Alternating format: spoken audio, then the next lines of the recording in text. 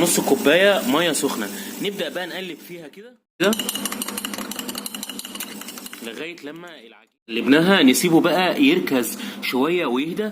هنجيب بقى اللبن بتاعنا ونفتكس نعمله بالظبط ازاي.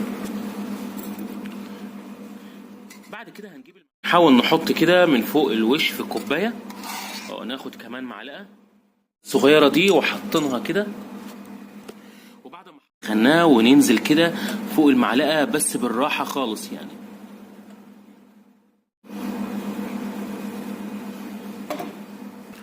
وبعد ما حطينا لبن نسكويك كده اهو